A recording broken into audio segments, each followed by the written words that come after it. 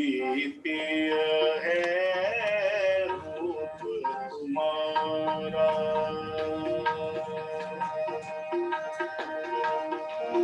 अद्वितीय है रूप तुम्हारा।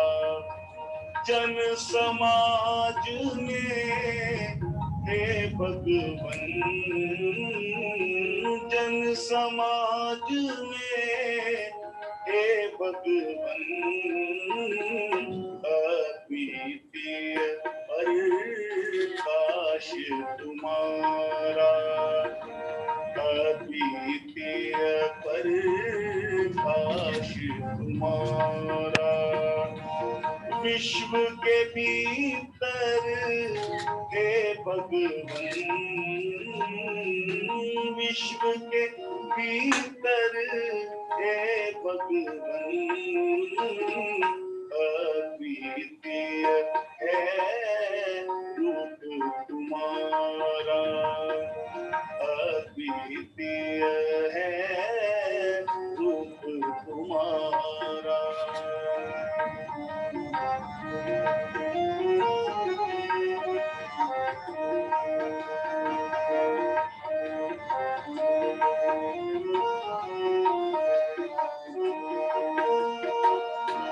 आत्म जगत में अंधकार के तुम हो नाशक हे भगवन,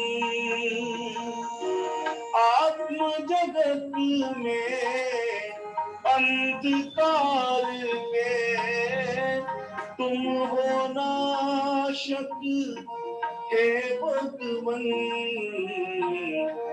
जीवन विषयक तत्व ज्ञान के, जीवन विषयक तत्व ज्ञान के तुम प्रकाशक हे भगवन, तुम प्रकाशक हे भगवन, अद्वितीय है रूप तुम्हारा, अद्वितीय है रूप तुम्हारा।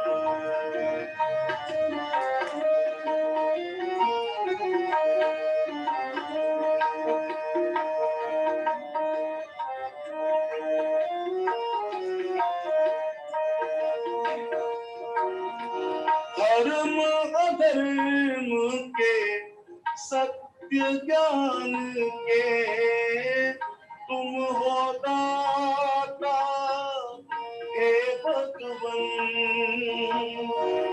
धर्म अधर्म के सत्य ज्ञान के तुम हो दाता हे भगवन।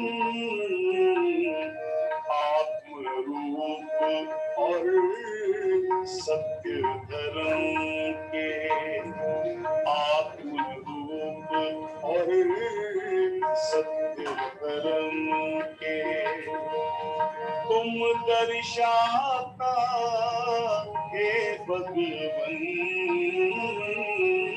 तुम दर्शाता हे भगवन, अद्वितीय है रूप तुम्हारा, अद्वितीय है रूप तुम्हारा।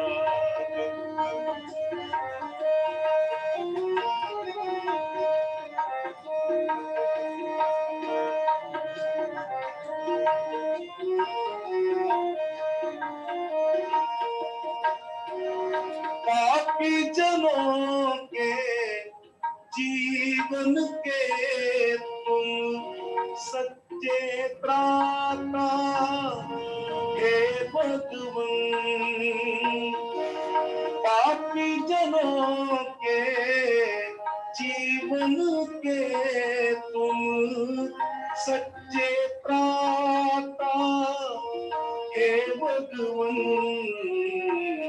महामोह के कठिन जाल से, महामोह के कठिन जाल से मुक्तिदाता हे भगवन। मुक्तिदाता हे भगवन। अद्वितीय है रूप तुम्हारा, अद्वितीय है रूप तुम्हारा।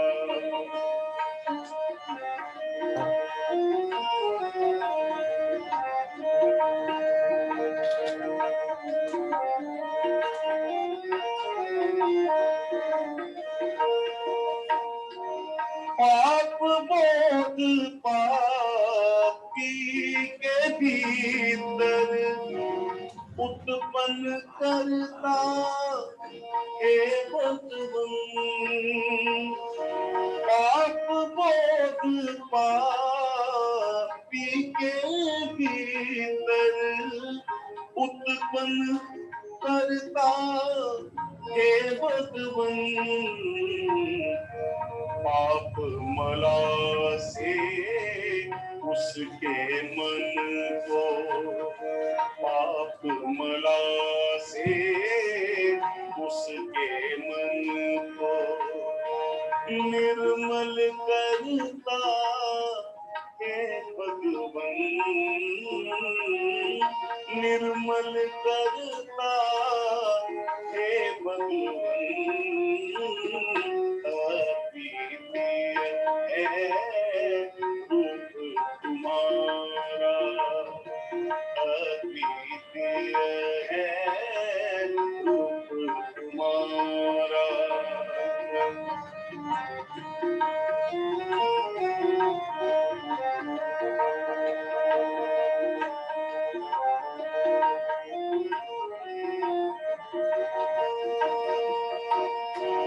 योग्य जनों में उच्च जीवन के विकसित करता हे भगवन। योग्य जनों में उच्च जीवन के विकसित करता हे भगवन। धर्म कार्य करने के हेतु, धर्म कार्य करने के हेतु तुम फलदाता हे भगवन। तुम फलदाता हे भगवन। अद्वितीय है रूप तुम्हारा, अद्वितीय है रूप तुम्हारा।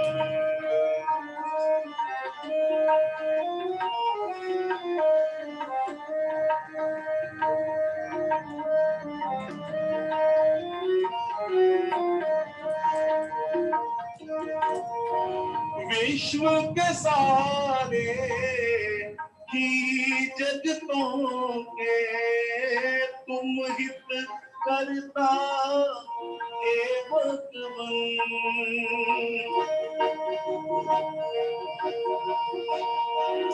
विश्व के सारे ही जगतों के तुम हित करता हे भगवन।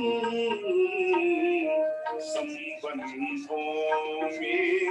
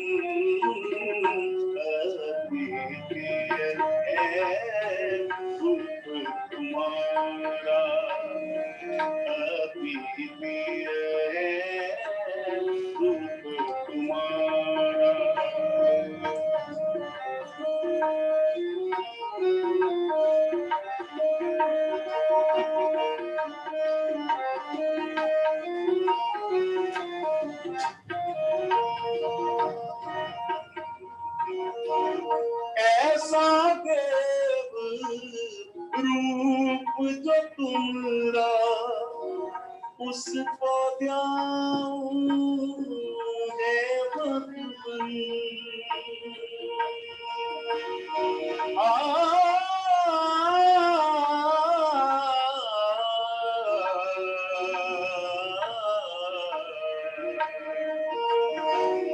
ऐसा देव रूप जो तुमरा उसको ध्याऊं हे भगवन। नगर नगर में उसकी महिमा, नगर नगर में उसकी महिमा मैं फैलाऊं हे भगवन। मैं फैलाऊं हे भगवन। अद्वितीय है रूप तुम्हारा, अद्वितीय है रूप तुम्हारा। जन समाज में हे भगवन, जन समाज में हे भगवन। अद्वितीय है रूप तुम्हारा, अद्वितीय है रूप तुम्हारा, अद्वितीय है रूप तुम्हारा।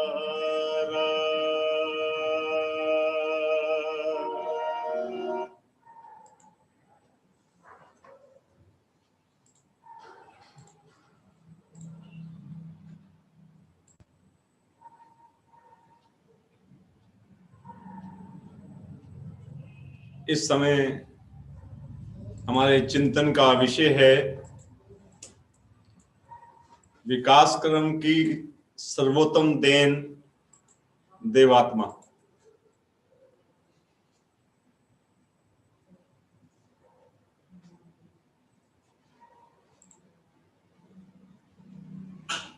विषय जितना ऊंचा होता है, जितनी उसकी डेप्थ होती है, जितना यूनिक विषय होता है अपने आप में, उसको समझने वाले भी कम होते हैं और उस पर वार्ता करने के लिए बताने वाले, चर्चा करने वाले भी कम होते हैं।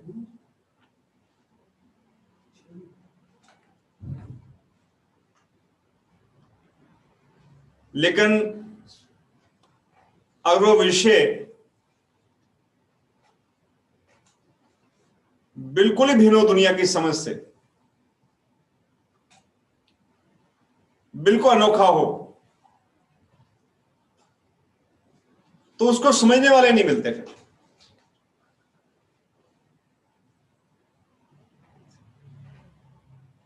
नेचर के विकास क्रम की सर्वोत्तम देन देवात्मा को यह सत्य समझ में आ गया था कि मुझे समझने वाले नहीं मिलेंगे, इसलिए मुझे अपने बारे में खुद ही बताना पड़ेगा। मैं तो बड़ा एहसान समझता हूं, उनका बड़ी कृपा समझता हूं कि उन्होंने अपने बारे में मोटा मोटा जो संभव था, बहुत अधिक समय उनको मिला नहीं, जितने विस्तार से, जितनी डेप्थ से वो लिख सकते थे, जिसकी आवश्यकता थी, उन्होंने खुद भी इस चीज को महसूस किया कि मेरे पे इतने समय नहीं है, इतना समय नहीं है, टाइम नहीं है इतना कि मैं इतने विस्तार से लिख पाऊं। लेकिन जितना भी लिखा है, जितना भी बताया है, वो उनकी बहुत बड़ी हम पर कृपा है।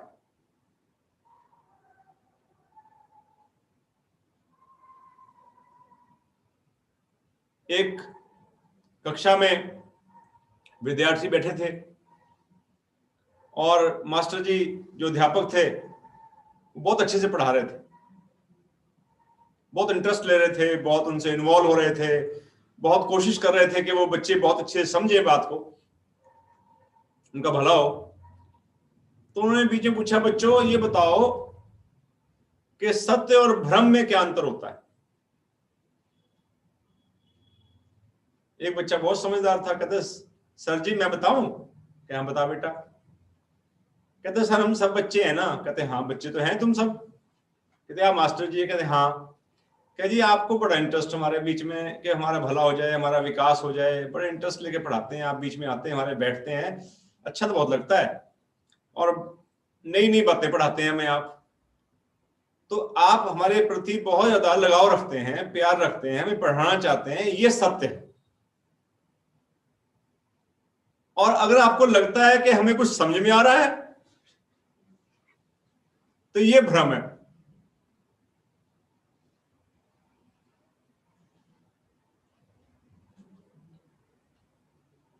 भगवान विकास क्रम की सर्वोत्तम देन है, ये सत्य है।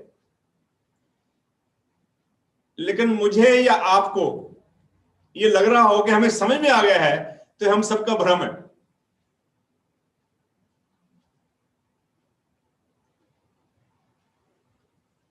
हम कोशिश कर सकते हैं, कोशिश करने वाली हार नहीं होती। We can make an attempt कि हम विकासवादी से ही समझने की कोशिश करें, जो विकास क्रम की सर्वोत्तम देन है, उन्हीं के शब्दों में, उन्हीं की बात को कुछ समझने की कोशिश करें। शायद कोई चंद %, 1-2% कोई बात हमारे कुछ समय के लिए पल्ले पड़ जाए। इतनी बात तो हम सब समझते हैं, समझनी चाहिए कि प्रकृति के अंदर विकास का क्रम जारी है। इसे कहते हैं क्रमागत विकास, सिस्टमेटिकली विकास होता है। वैसे तो विकासवादियों की भाषा ही समझनी मुश्किल हो जाती है।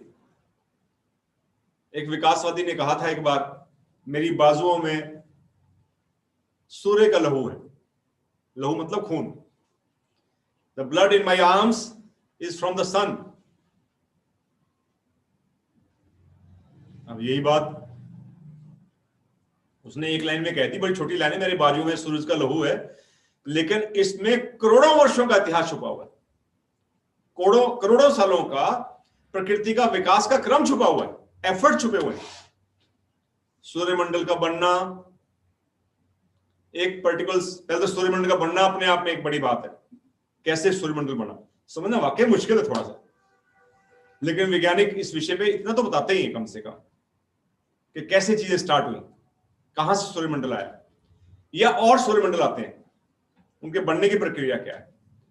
उसमें एक समय, खास समय पर हमारी पृथ्वी का आना, इस पृथ्वी के ऊपर एक खास परिस्थितियों में ऐसा वातावरण उत्पन्न होना, ऐसी गैसेस का आना जिनके सम्मिश्रण से पानी पैदा हुआ, जिनके मिलान से हाइड्रोजन ऑक्सीजन की खास परिस्थितियों में पानी बना। आज भी बन सकता है, तब बना, बहुत बना। और जो पृथ्वी के अंदर नीचे ऊंचे स्थान थे, डाउन एरियाज थे, ऊंचे पहाड़ हो गए, नीचे झीलें बन गई, कुछ नदियां बन गई, कुछ समुद्र बन गए। ये पानी की व्यवस्था ने बहुत कुछ किया, और पानी में ही विकास के सिलसिले में चलते चलते एवोल्यूशन में ही वनस्पति का छोटी छोटी काई, छोटे जीव, एक सलीय जीव, फिर बहुसलीय जीव, और करोड़ों वर्षों के संग्राम के बाद उसमें एक एक बड़े पौधे और बड़े पेड़, ऐसे जीव जो पानी में रह सकते थे, फिर धरती पे भी रह सकते थे, फिर धरती पर चल सकते थे, फिर उड़ भी सकते थे, चल भी सकते थे, फिर खाली उड़ सकते थे। और ऐसे करोड़ों सालों के सिलसिले में बहुत से ऐसे जीव जो स्तनपायी थे, दूध पिलाने वाली शाखा थी, उनमें से विकास के सिलसिले में मनुष्य का आविर्भाव हुआ। मनुष्य की विशेषता मुख्य रूप से उसकी दिमागी शक्तियों को लेकर। थोड़ा बहुत दिमाग तो पौधे में भी है, सेंस है थोड़ी सी, इसको देखिए आप, जड़ें उसकी किधर मुड़ जाती हैं, कैसे अपने आप को, अपना खाने की चीजें संभाल लेता है बीच में जड़ों में, फिर उसको प्रयोग करता है, जब पानी देते, खुराक देते, कुछ समय तक जिंदा रहने की कोशिश करता है, कुछ थोड़ी सी समझ कह लें या जिंदा रहने की कुछ प्रवृत्ति कह लें, कुछ तो है उसके अंदर, जीरो नहीं है। वैज्ञानिक तो यहां तक कहते हैं कि वो सेंसिटिव होते हैं, आपके प्यार को समझते हैं, आपके गुस्से को समझते हैं, आपकी शुभकामना को भी समझते हैं। लेकिन पशुओं में थोड़ा और विकास हुआ है, अपने घर पहुंच जाते हैं, मालिक को पहचान लेते हैं, बच्चे को पहचानते हैं, अपने दुलार करते हैं, बहुत सी छोटी छोटी चीजें उनके अंदर आई हैं। लेकिन उन सबकी लिमिटेशंस हैं। पौधों की तो बहुत ज्यादा लिमिटेशन है, लेकिन पशुओं की भी बहुत ज्यादा लिमिटेशन है। किसी किसी पशु को, किसी पक्षी को थोड़ा बहुत सिखाया जा सकता है, बहुत एफर्ट करके, कि किसी खास श्रेणी के पशु को, किसी खास लेवल के जाति के प्रजाति के पक्षी को एक लेवल तक, वो तोते कई बार साइकिल चला लेते हैं, कुछ सामान उठा के पकड़ा देंगे, कुछ खेल खेल लेंगे, कुछ बॉल से खेल, थोड़ा बहुत, बस दैट्स ऑल। लेकिन मनुष्य का जो इंटेलिजेंस है, इंसान की इंटेलिजेंस प्रोग्रेसिव इंटेलिजेंस है, इवॉल्विंग, विकासशील, उन्नतशील बुद्धि मिली है इंसान को।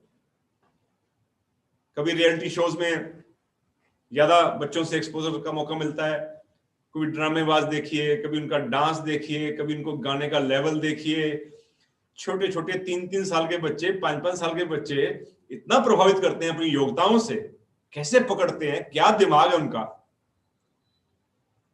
प्रश्न उत्तर पूछिए, उनकी जनरल नॉलेज देखिए, कई बार ऐसा मन करता है खड़े होकर प्रणाम कर दे, वाह भाई क्या ज्ञान है तुम्हारे अंदर भाई, कितना दिमाग है। ये योग्यता है, और ये एंड नहीं है।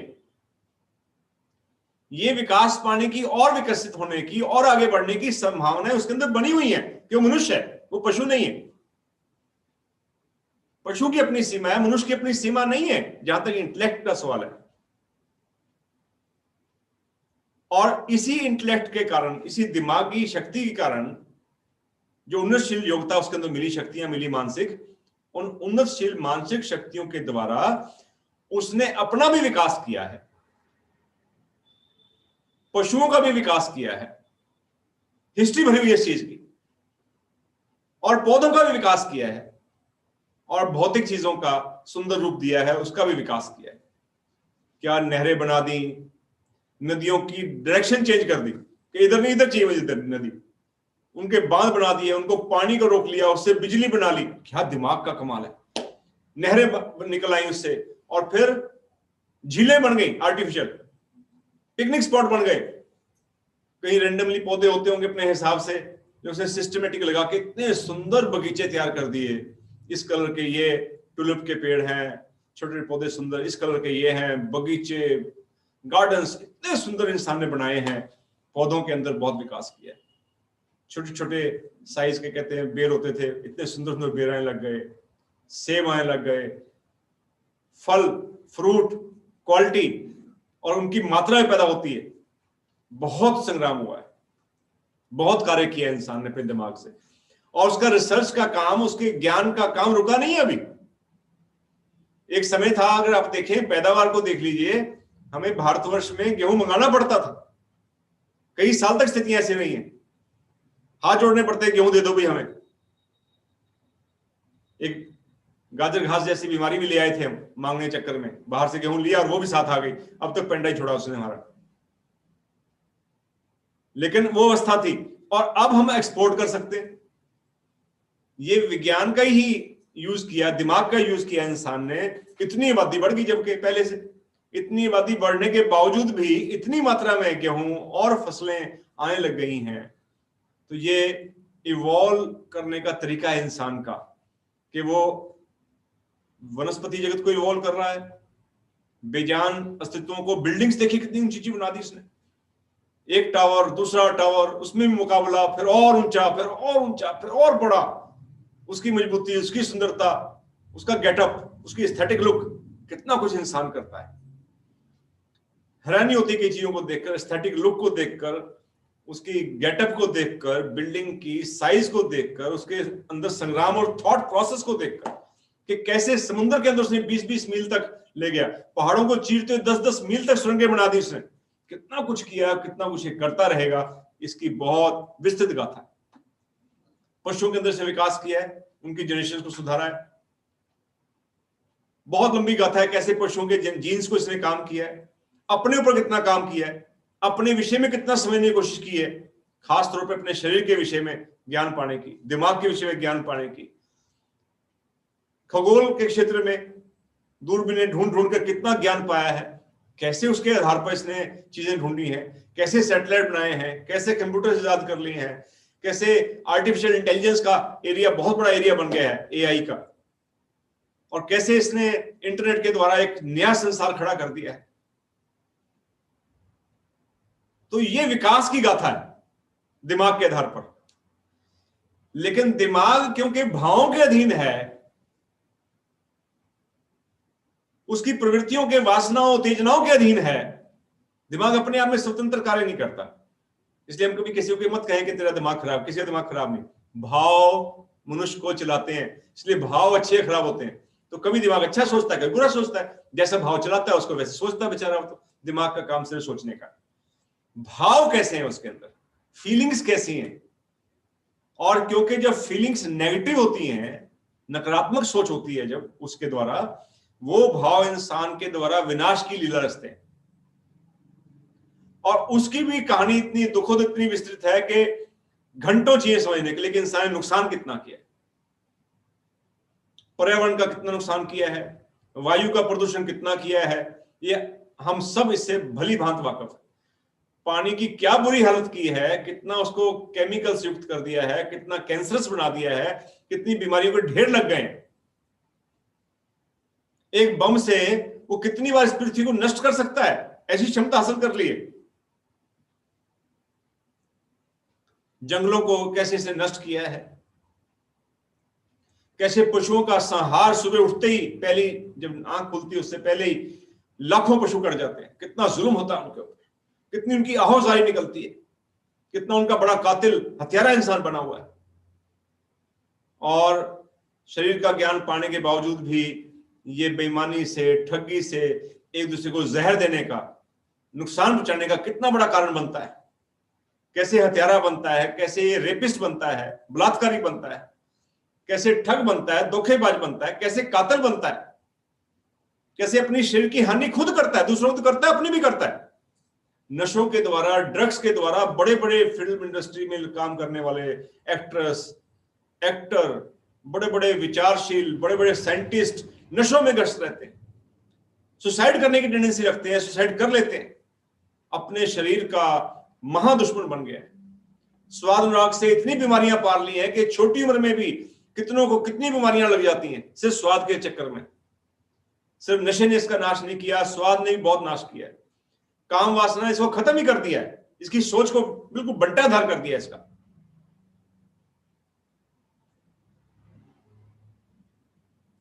तो जहां विकास की गाथा है, वहां मनुष्य के द्वारा विनाश की गाथा है। और विनाश की गाथा के पीछे मुख्य कारण मनुष्य का स्वभाव है। प्रकृति की देन और बहुत मिली है इंसान को, लेकिन एक देन और जरूरत थी।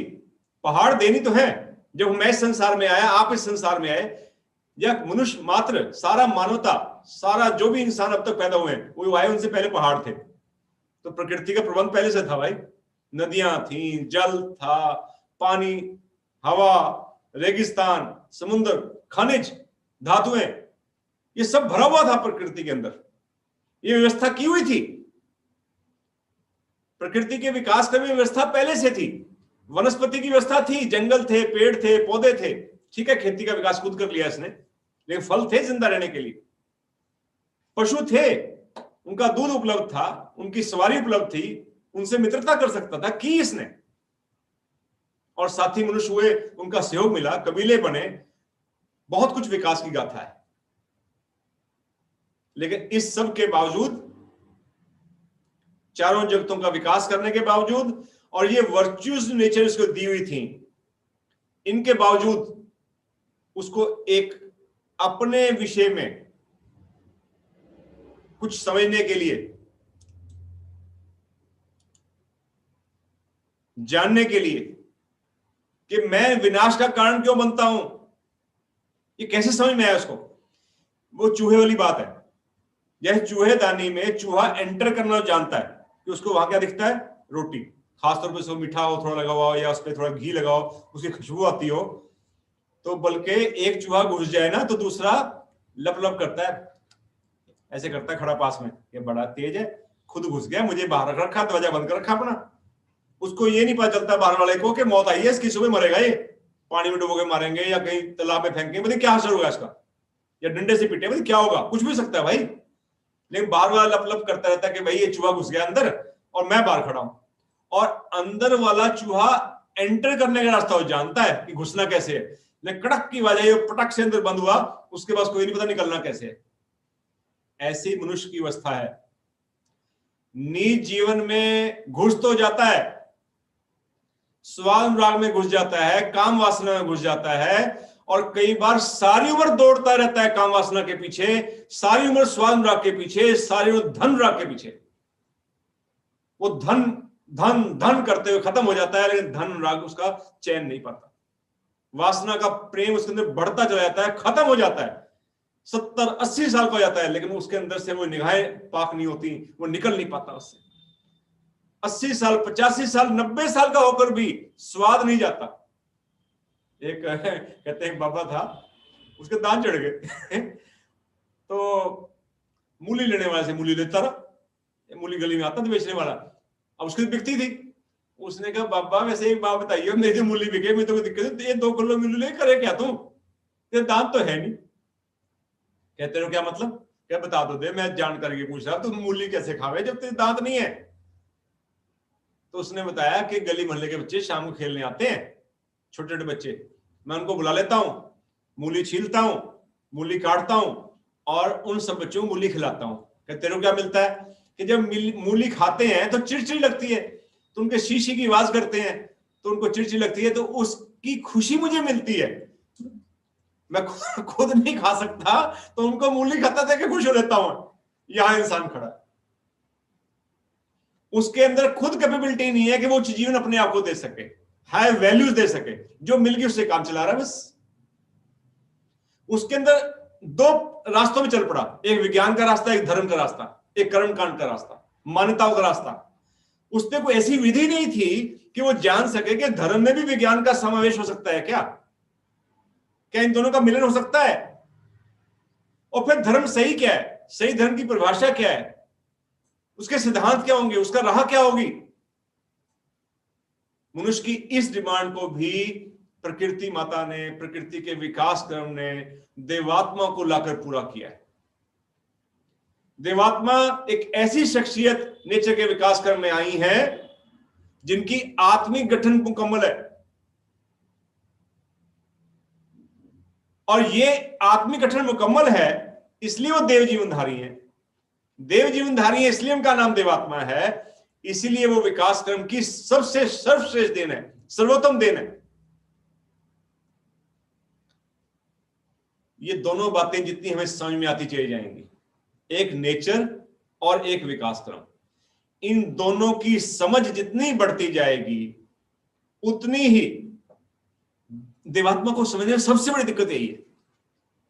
हम आ जाते हैं, कई बार सालों सुनते रहते हैं, बैठे रहते हैं। एक बार एक महिला से पूछ लिया गलती से मैं कहा माता जी आप कई दिन से सभा में आती हैं, तो आपको कुछ समझ में आती बात? कहते हूं। मैं कहा हूं तो ठीक है, क्या समझ में आती है? 3-4 बार पूछ लिया मैंने उससे, महिला से, बड़ी उम्र की थी, मदर की उम्र की थी, मेरी माँ की उम्र की। जब 4 बार पूछ लिया, कुछ खैर कोई सुनने वाला था नहीं वहां पे, मुझे कहती आज तो पूछ लिया, दोबारा ना पूछ ली मेरे से। मैं कहा अच्छा जी दोबारा पूछता, जो बता दो क्या समझ में आता है? कहते कुछ समझ में आता हो चाहे ना आता हो, मुझे यहां आकर बैठना अच्छा लगता है। अब उस बेचारी महिला ने तो स्पष्ट कह दिया, लेकिन सच्ची बात हम सबकी लगभग ऐसी ही है। हमें नहीं पता देवात्मा क्या है, विकास क्रम क्या है, नेचर क्या है, थोड़ा थोड़ा हमें अंदाजा है, थोड़ा थोड़ा अपनी अपनी योग्यता के अनुसार बस। लेकिन ये हम सब का अनुभव है कि मैं यहां बैठना, इस वार्ता में बैठना, इस माहौल में बैठना, इस शिक्षा में बैठना, देवात्मा की शिक्षा को सुनना, उनके भजनों को सुनना, उनकी बातों को पढ़ना, ये हमें अच्छा लगता है।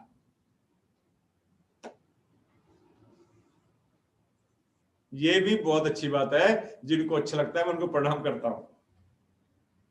अच्छी चीज जिसको अच्छी लगती है, जिसमें कोई अच्छे भावों की पूंजी है, वो खुराक लेती है इस वातावरण में, और उस खुराक मिलने से उसको अच्छा महसूस होता है, बेटर महसूस होता है, कुछ खुशी मिलती है, अच्छी बात है। लेकिन ये बात स्पष्ट रूप से समझ लीजिए, मैं भी समझ लूं, आप भी समझ लें, नेचर की जितनी गहराई से समझ में आएगी कि प्रकृति क्या है, ये कैसे चलती है, कौन से चलाने के इसको नियम है, इसमें विकास का सिलसिला कैसे होता है, नियम कौन सा है विकास का, विनाश के नियम कौन से हैं, ये सारा सिस्टम क्या है, जितनी इसकी डेप्थ बढ़ती जाएगी, नेचर तत्व समझ में आता जाएगा, फिलॉसफी ऑफ नेचर समझ में आएगी, और दूसरा लॉ ऑफ एवोल्यूशन, विकास क्रम समझ में आएगा, उसकी जितनी गहराई होती जाएगी, उतना आसानी से हम देवात्मा जो देन है, प्रकृति की सर्वोत्तम देन है, इसको भी एप्रिशिएट उतना ही कर पाएंगे।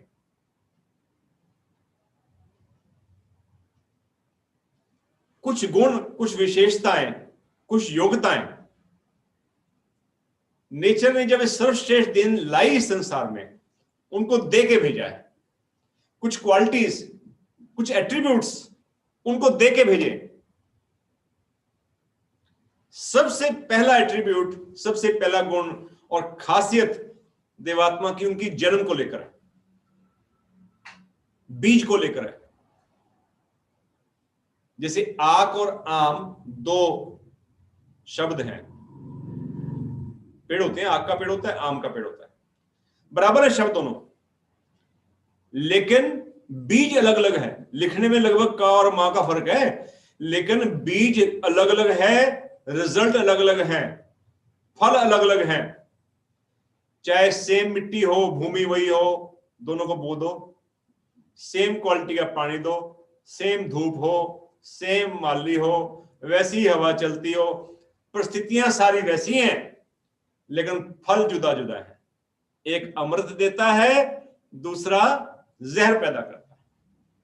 पानी तो एक ही है भाई, खुराक कहां से खींच रहा हो? धरती से। धरती वही है, दोनों मिट्टी बराबर। कमाल देखिए आप, मिट्टी बराबर, पानी बराबर, हवा बराबर, सूर्य की रोशनी बराबर। एक जहर पैदा करता है, दूसरा अमृत। कारण क्या है? फर्क बीज में है। यही अंतर देवात्मा और मनुष्य आत्मा में है। देवात्मा की हृदय भूमि देव कोश रखती है, देव कोश।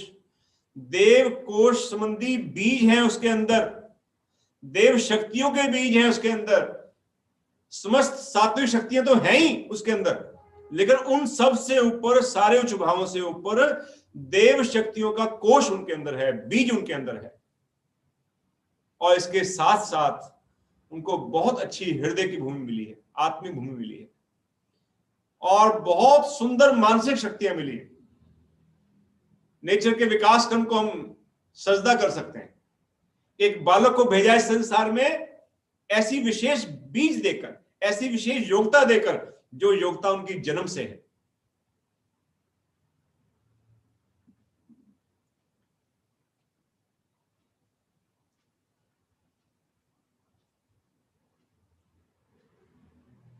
जैसे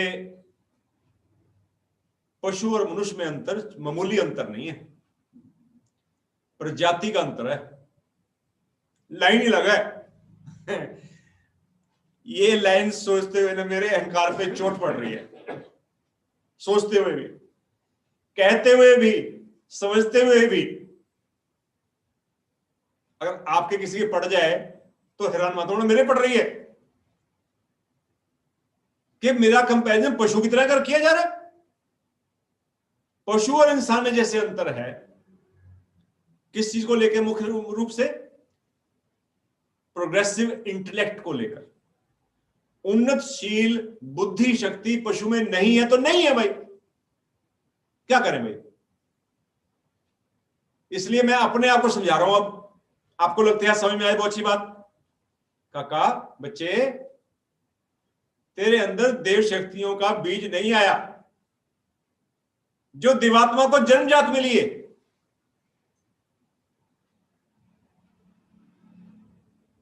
सत्य का पूर्णांग अनुराग, शुभ का पूर्णांग अनुराग, ऑल एस्पेक्ट्स आर कवर्ड। सत्य बोलने की बात नहीं हो रही, सत्य का पूर्णांग अनुराग, 8 अंग हैं। हित का पूर्णांग रूप, और इसके विरुद्ध असत्य और अशुभ के लिए पूर्णांग वैराग्य।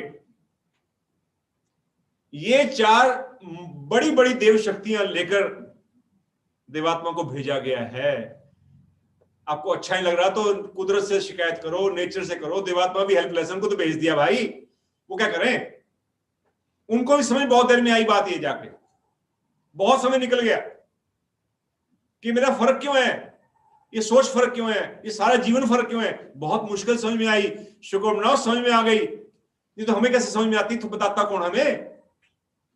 ये बात सुनकर कईयों के, अब भी जब सुन रहे होंगे, जब भी सुन लेंगे मेरी बात, कईयों के अहंकार पे चोट पड़ेगी। कई उठ के चले जाएंगे, वीडियो देख रहे होंगे बंद कर देंगे, क्योंकि हम घृणामूलक स्वभाव रखते हैं। जब मेरे अहम पे चोट पड़ती है तो सामने वाला बुरा लगता है कि नवनीत जी मीठी मीठी बातें सुनाओगे, अच्छी अच्छी बातें सुनाओ, हंसाओ, ये क्या कह दिया आपने। और हमारे में से ही ये बात सुनकर, चाहे साक्षात, चाहे वीडियो के द्वारा, चाहे भविष्य में जब भी मेरी इस वाणी को सुनेंगे कि ये बात श्रीमान जी सत्य है बात, हाँ भाई 100% सच है, मैंने नहीं बताई, ये देवात्मा ने खुद बताई है, अजमा के देख लो। आप टेस्ट कर सकते हो इस बात को कि क्या सत अनुराग का परिचय दिया जीवन ने सारी उम्र, आज तक दे रहे हैं। शुभ अनुराग का परिचय दिया, सारी उम्र दिया, आज तक दे रहे हैं, परलोक से भी 1929 में जाने के बाद आज तक दे रहे हैं। इस सत्य को समझकर या तो कट जाएगा सुनकर, या सदा के लिए जुड़ जाएगा, फैसला हो जाएगा।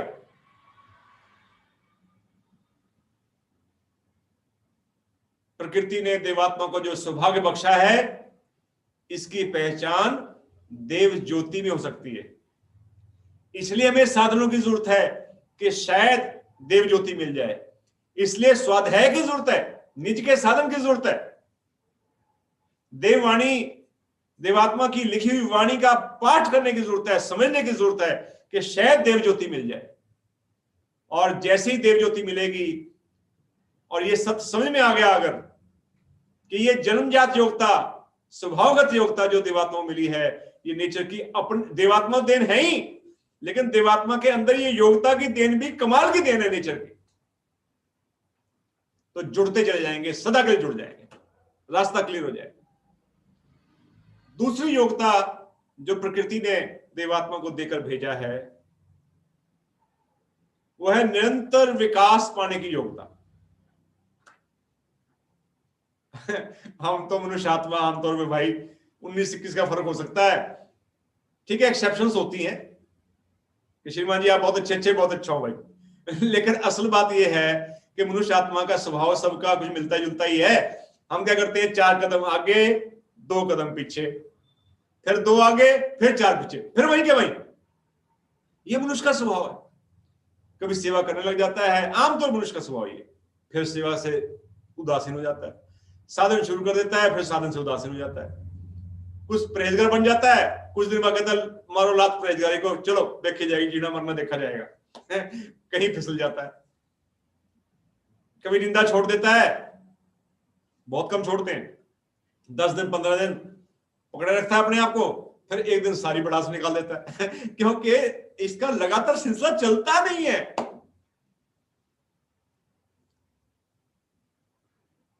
देवात्मा अपने बारे में बड़ी विनम्रता से, सरलता से इस बात को लिखते हैं कि जिन परिस्थितियों में अन्य साथी, अन्य रिश्तेदार, अन्य इंसान, अन्य पड़ोसी, जो भी मेरे सराउंडिंग लोग थे, मैंने देखा कि वो कुचले गए, उन्हीं परिस्थितियों में वे विकसित होता चला गया। परिस्थितियां वही थी, कुल वही था, खानदान वही था, गांव वही था, कईयों का गांव वही था भाई। स्कूल में पढ़े वो स्कूल भी कई लोग पढ़े वैसे। कॉलेज में पढ़ने आए रुड़की में, वहां भी बहुत बच्चे पढ़ते थे, पढ़ गए थे। तो सब चीज सेम सेम है, सिमिलर है, मिलती जुलती है। लेकिन घटनाएं आई, दिखते तकलीफें आई। भगवान कहते हैं मैं दुखी भी हुआ, मैं तड़पा भी, मैं रोया भी,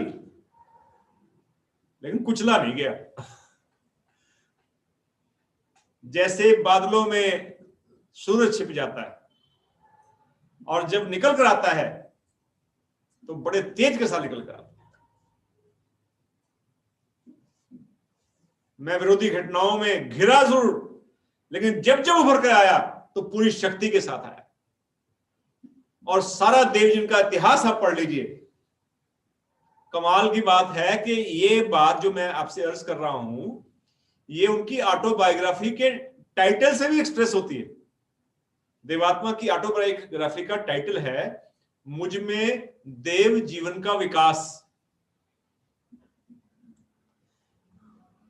आप ये भी लिख सकते थे मुझ में देव जीवन, और इतना लिख देते तो विकास श्रम की झलक नहीं मिल रही थी।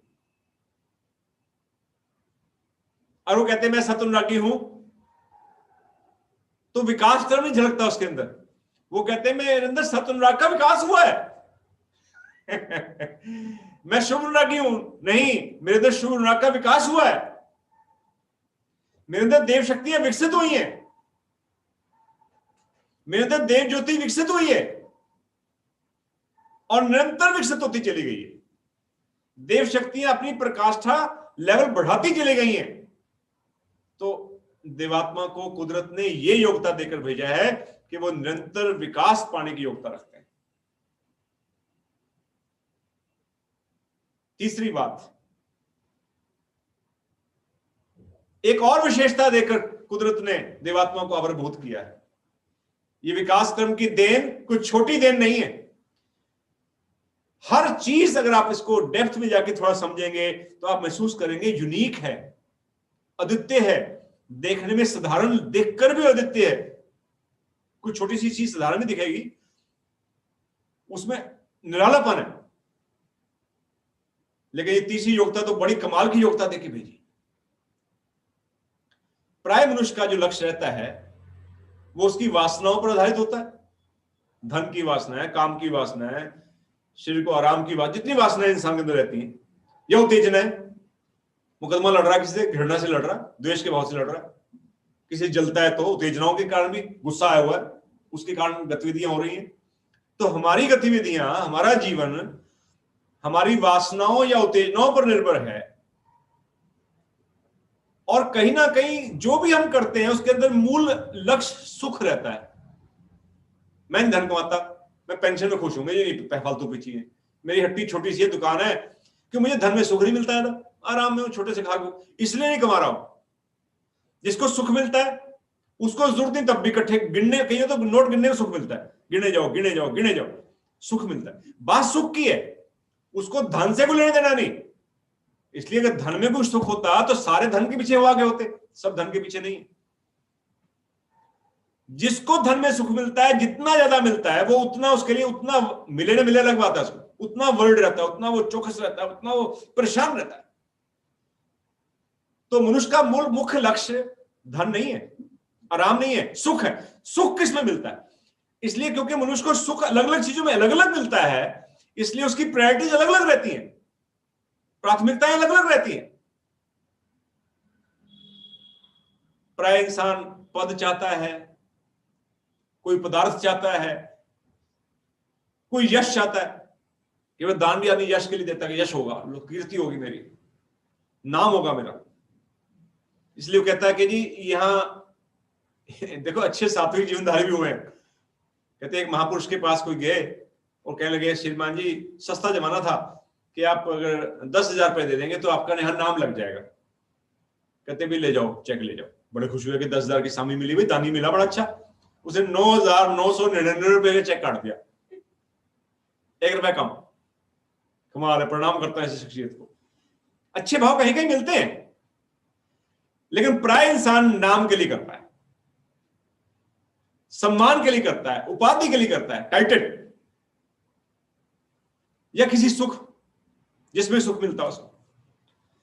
लेकिन ये विशेषता देकर भेजी देवात्मा को, प्रकृति के विकास क्रम में ये योग्यता मिली कि इनमें से कोई लक्ष्य नहीं बना उनका।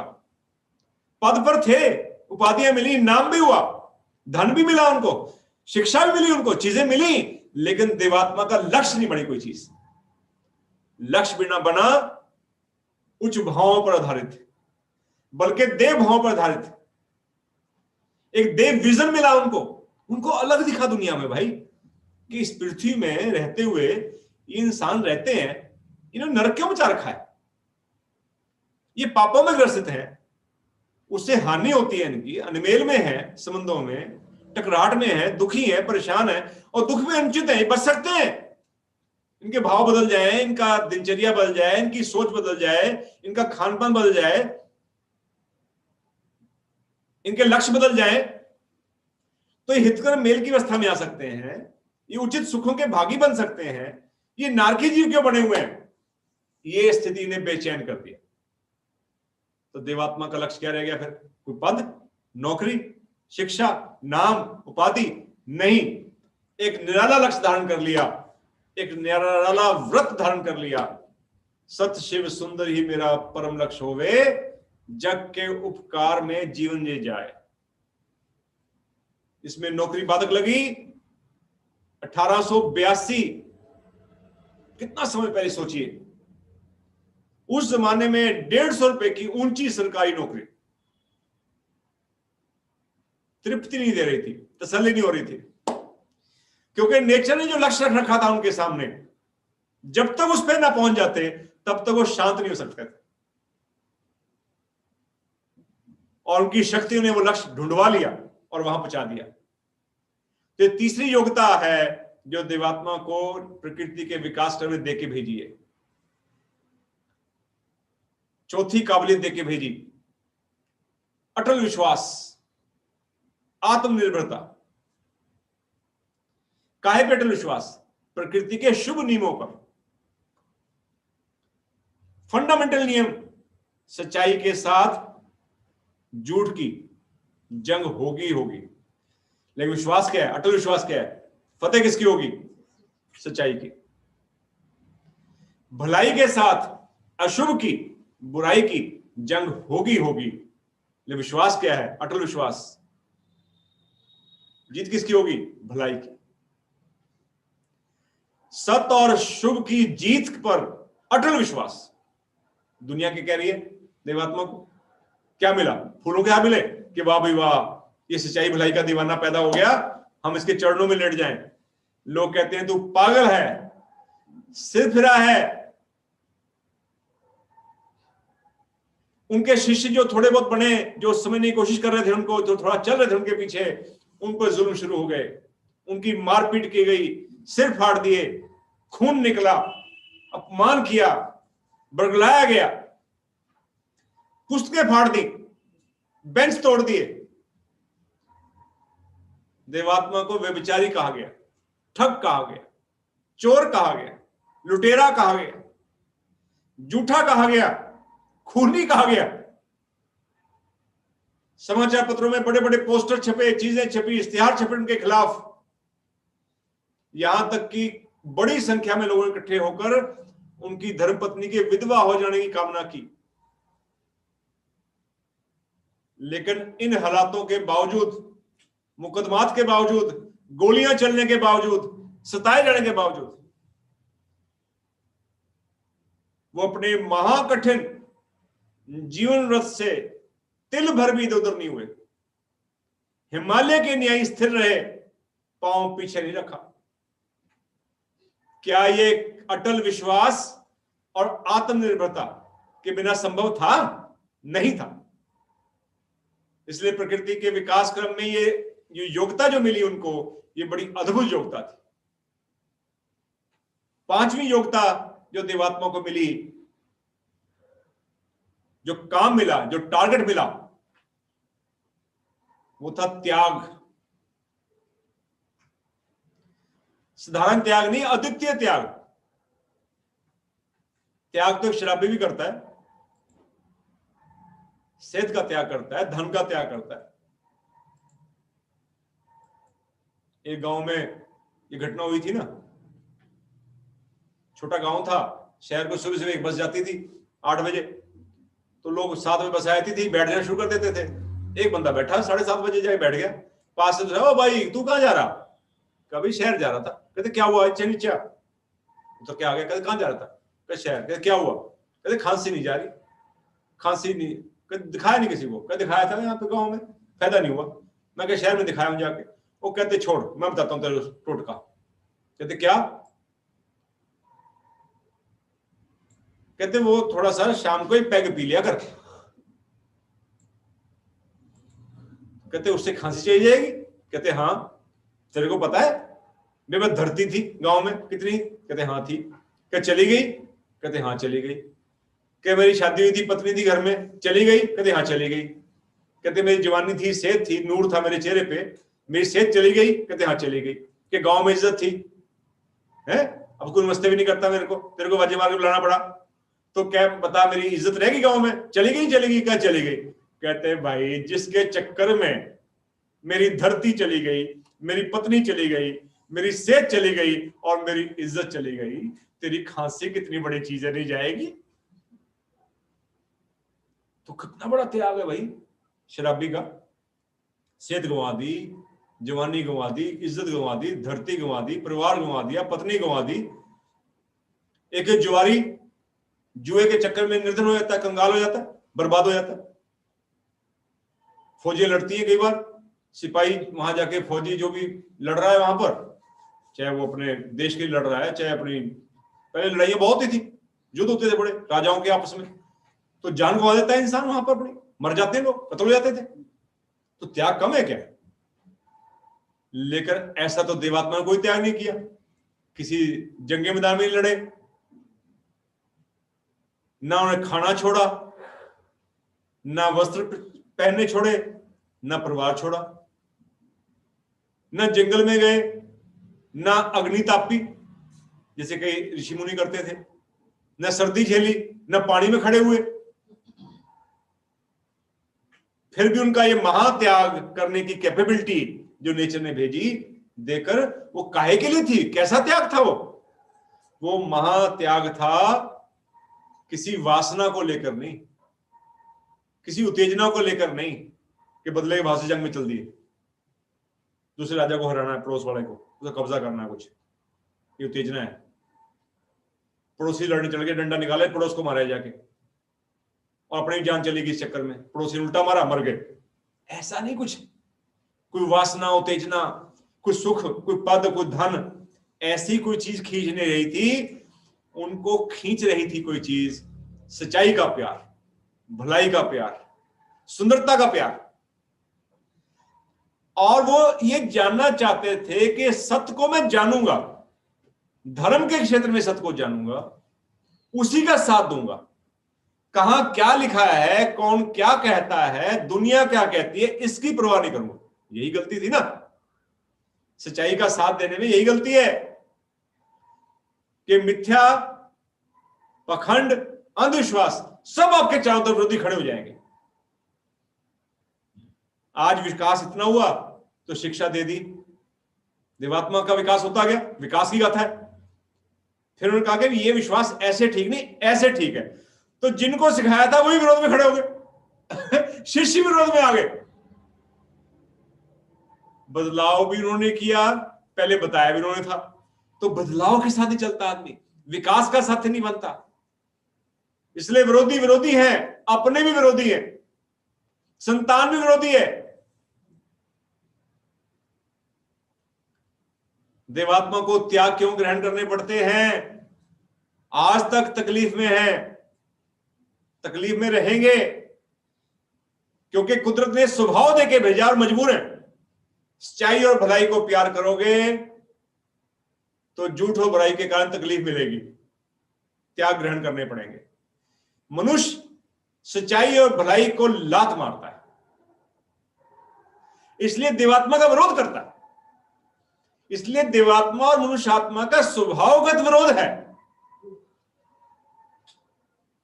देवात्मा सुंदरता लाना चाहते हैं, हम सुंदरता लाना चाहते हैं अपनी आईब्रो पे, अपनी टाई पे, अपने नाखून सुंदर कर लूं, मैं फेशियल करा लूं, मैं कोट अच्छा पहन लूं, बाहर सुंदर लगूं, घर ठीक कर लूं, गाड़ी अच्छी ले लूं, बस सुंदरता का पैमाना भौतिक चीजों तक है। देवात्मा भी सुंदरता को प्यार करते हैं। कैसी सुंदरता को? चारों जगतों में हित कर मेला में। बिल्कुल डिफरेंट विजन है। सुंदरता ये भी है, no doubt, physical beauty is also beauty, लेकिन दोनों के लेवल में जमीन आसमान का अंतर। चारों जगत, भौतिक जगत, वनस्पति जगत, पशु जगत और मनुष्य जगत परस्पर सेवाकारी बन जाए, उनमें मेल आ जाए, उनमें टकराहट खत्म हो जाए। कहने को शब्द हैं, ये तो पूरी कायनात को हिलाने वाली बात है भाई। कितना बड़ा लक्ष्य! देवात्मा का लक्ष्य इतना ऊंचा था, इसलिए त्याग बड़े थे। क्या लक्ष्य था? नीच गति प्राप्त आत्माओं का उद्धार हो जाए, वो निम्न लेवल से, नेगेटिविटी से निकल आए। कोई एक बुराई नहीं। एक प्रोफेसर मेरे साथी थे, बहुत पहले की बात है, मुझे कहने लगे, नवनीत जी, जिस काम में आप लग गए ना अपने देवात्मा जी के साथ, आप नहीं कामयाब हो सकते। मैं कभी कैसी भविष्यवाणी कर दी तुमने भाई, क्या गलत कर दिया हमने? कहते जी, एक आधी बुराई पकड़ लेते फिर तो कामयाब हो जाते। अब नशा उन्मूलन कर लेते, मांसाहार के खिलाफ खड़े हो जाते, या ये बदचलनी के खिलाफ खड़े हो जाते, या आप कहते भाई रिश्वतखोरी ना करो, कोई एक बात पकड़ लेते ना। आप सुभान अल्लाह के पीछे पड़ गए, काम अनुराग के पीछे पड़ गए, सारी बुराइयों के पीछे पड़ गए, और थोड़ा आदमी इज्जत चाहता है कि इज्जत का भी अनुराग जो है अहम बढ़ जाएगा तेरा, उसके पीछे कुछ छोड़ा है आपने, कुछ मतलब कहीं सांस तो ले लेते बंदे को। जब आप, अच्छा, हर चीज में कोई ना कोई कहीं ना फंसा होगा, इसलिए हर आदमी आपके विरोध में, साथ कौन आएगा आपके? सारी उम्र कोशिश करते रही हो, देखते हैं कितने कामयाब होते हो आप। बाद में दम तो है भाई। इंसान के नीच स्वभाव पर, उसके अदना प्रवृत्ति पर जब हाथ डालोगे तो कौन आपको लाइक करेगा? लेकिन देवात्मा लाइक नहीं चाहते। हम लाइक करते हैं ना, जहां पे होता है वीडियो देखते हैं, लाइक्स लाइक्स लाइक हम उसको नहीं करते, अपनी प्रवृत्ति का परिचय देते हैं। हम क्या लाइक करते हैं, वो तो कैसा है अलग बात है। वो लाइक से पहले मैं कैसा हूं, मैं किसी को लाइक करता हूं। देवात्मा कहते हैं, मैं इस संसार को खुश करने नहीं आया, मैं भला करने आया हूं। अगर नीच जीवन में तुम्हारा भला नहीं है, मैं तुम्हारे नीच जीवन पर प्रहार करूंगा। तुम्हारा उच्च भावों से, उच्च जीवन से अगर भला है तो उच्च जीवन का दान दूंगा। मुझे सर्जरी करनी पड़ेगी, तुम्हारा ऑपरेशन करना पड़ेगा, करूंगा। तुम लात मारोगे तो लात भी सहूंगा, अपमान भी सहूंगा। इसलिए तो मैंने अपना अनोखा जीवन धारण किया है।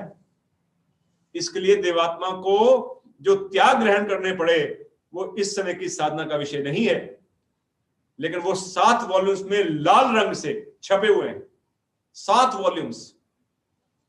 और उसका विषय यही है, मेरे अद्वितीय जीवन व्रत की सिद्धि में, मेरे अद्वितीय त्याग, मेरे अद्वितीय जीवन व्रत की सिद्धि हेतु, सफलता हेतु, उसकी पूर्णता हेतु कारण है, लक्ष्य के कारण है। वो व्रत के कारण त्याग करने पड़ रहे हैं। ये योग्यता नेचर के विकास क्रम ने उनको देके भेजी है। छठी योग्यता जो कार्य देके भेजा देवात्मा को, इस सर्वोत्तम देन जो देवात्मा है विकास क्रम की, उनकी ड्यूटी लगा के भेजी है। क्या? कि भाई तुम्हारी ड्यूटी है कि सबसे बेहतरीन शिक्षा देनी है दुनिया में, जो कल्पनाओं पर आधारित ना हो, मान्यताओं पर आधारित ना हो, नेचर के सत्य और अटल नियमों पर आधारित हो। विज्ञान सम्मत परिभाषाएं देनी है तुम्हें। इसलिए कितनी परिभाषाएं मानव इतिहास में पहली बार देवात्मा के थ्रू आई हैं। सद्धर्म क्या है नहीं पता, हर कोई कहता है मेरे धर्म सत्य है, बस यूनिवर्सल परिभाषा नहीं है। आत्मा क्या है परिभाषा नहीं पता, नेचर क्या है परिभाषा नहीं पता, आत्मा का पतन क्या है पतन शब्द नहीं पता, पतन की परिभाषा तो कहां से आएगी, लक्षण क्या है नहीं पता, आत्मा का विकास क्या है नहीं पता दुनिया को भाई, आत्मा की गठन क्या है नहीं पता दुनिया को भाई, आत्मा का सत लक्ष्य क्या है, मनुष्य जीवन का सत लक्ष्य क्या है, प्रकृति का सारा लक्ष्य क्या है, ये चारों युगों में हो क्या रहा है, अल्टीमेटली कहां जा रही नेचर नहीं पता। ये समस्त शिक्षा देने की जिम्मेवारी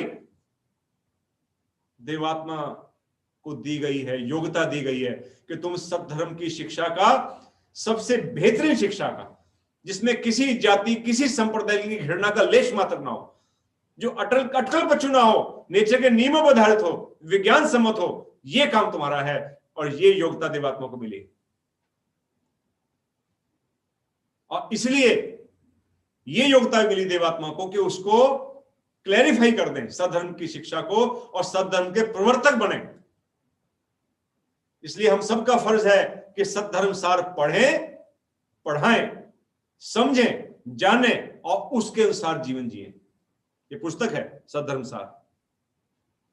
16 संबंधों की शिक्षा दी है देवात्मा ने कि 16 संबंध हैं, इनके अंदर कर्तव्य कर्मों को समझो, उसकी विधि दी है और अपने जीवन के विकास के छोटे छोटे सूत्र बताए हैं। 8 बुराइयों से निकलो, शुरुआत करो। यही पसीना आया था आदमी को कि मैं नशे छोड़ू जी, थोड़ा सा लेता रहूं, थोड़ा सा क्या दिक्कत है, मैं मांसाहार अंडे इनकी बड़ी चीजें छोड़ूं। भाई 8 बुराइयां बताई हैं, नशे, मांसाहार, व्यभिचार, जुआ, चोरी, ठगी, अमानत में खयानत। भाई ये 8 बुराइयां जो है सारी निकलेंगी तभी समाज सुंदर बनेगा ना। हम चाहते हैं दुनिया सुंदर बने, संसार सुंदर बने, मैं ऐसे ही रहूं, ऐसे कैसे होगा भाई।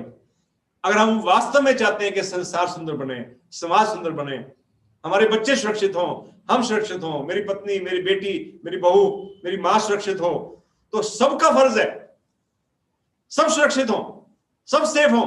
तो हर एक का फर्ज है कि हम अपने बच्चों को संस्कारित करें, अपने भाई को संस्कारित करें, अपनी बेटी को संस्कारित करें, खुद को संस्कारित करें। और संस्कारित करने की एक बहुत अच्छी विधि नेचर ने निकाली है कि ये हिम्मत भी देवात्मा को दी कि इतनी मोटी मोटी 8 बुराइयों से कम 3 माह से बचाओ, तब सदस्य बन सकता है, तब सद्धर्म का हिस्सा बन सकता है। कितना कठिन काम करके भेजा, लेकिन योग्यता देके भेजी और उन्हें इसको इंप्लीमेंट करा के दिखाया।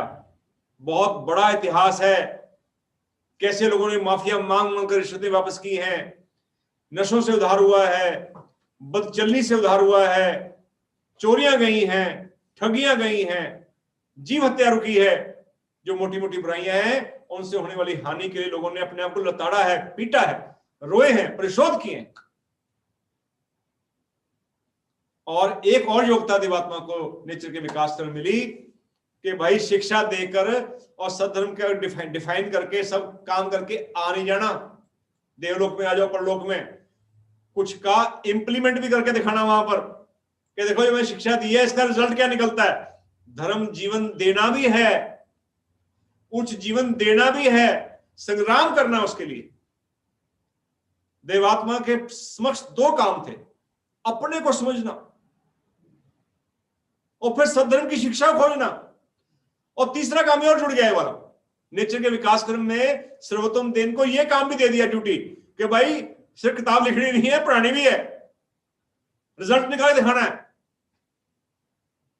ओहो, शराब भी बदल गए, इतिहास है, व्यभिचारी बदल गए, मांसाहारी बदल गए, चोर बदल गए, किताबें लिखी जा सकती हैं उसके ऊपर।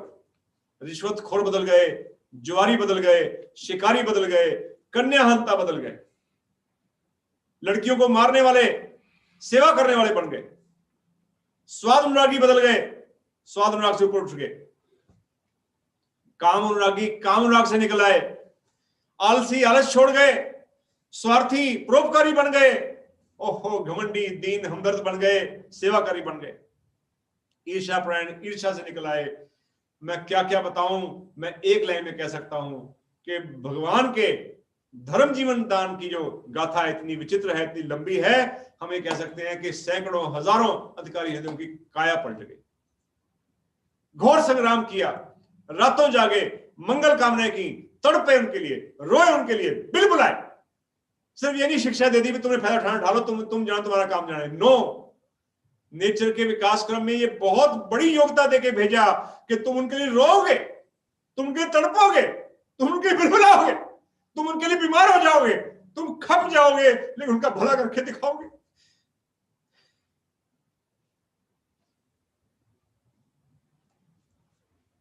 इसके अलावा 4 योग्यताएं और नेचर के विकास क्रम ने उनके साथ बांध के भेजी। अपनी निमन कोश की जो शक्तियां हैं उन पर पूर्ण अधिकार किसका? धर्म शक्तियों का। स्वाद का उनको पता चलता था, काम का पता चलता था, आराम का पता चलता था, जो आम इंसान को होती है चीजें पता चलती थी उनको, लेकिन उसके ऊपर अधिकार किसका रहता था? धर्म शक्तियों का, सच्चाई के प्यार का, भलाई के प्यार का।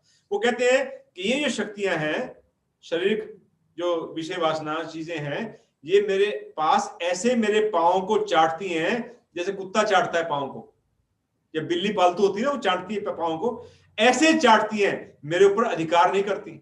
मेरी सोच पर, मेरे भावों पर, मेरे विचारों पर, मेरे कर्मों पर, मेरे आत्मा पर प्रभावी नहीं होती। प्रभावी कौन सी रहती है? सच्चाई भलाई का प्यार। ये योग्यता देके भेजा है। एक और योग्यता थी असाधारण ज्ञान कोश। आसान नहीं था कल्पना मूलक मतों से निकलकर विज्ञान मूलक धर्म की खोज करना, अगर ये दिमाग की शक्ति कमाल की न होती। असाधारण ज्ञान कोश था, very intelligent, very very intelligent. उन योग्यताओं के आधार पर मंथन किया, परखा और अपनी देव ज्योति की लाइट में आत्मा के सत्य बताए। यह कार्य आसान नहीं था। तीसरी योग्यता उनके अंदर थी जो नेचर ने प्रदान की, हृदय की निर्मलता और तत्वदर्शिता। किसी फिलॉसफिकल चीज को, किसी गूढ़ चीज को देखने के लिए हृदय की निर्मलता बहुत जरूरी है। झरने के अंदर अगर पत्थर पड़े हो नीचे, पानी बहुत गहरा हो, पत्थर नीचे वाले तब दिखते हैं अगर झरने में या उस झील में या कहीं पानी ठहरा हुआ हो, लेकिन साफ होना चाहिए। जितना पानी साफ होगा उतना दूर तक के पत्थर दिखेंगे। ऐसे जितना हृदय साफ होगा उतनी सच्चाइयां, उतने नेचर के गुण तत्व, सद्धर्म की चीजें जो उन्होंने खोजी, वो इसलिए देख पाए कि हृदय पूर्ण पवित्र था। बचपन से ही बीज रूप में ईर्ष्या का, द्वेष का, हिंसा का, घमंड का बीज नहीं आया।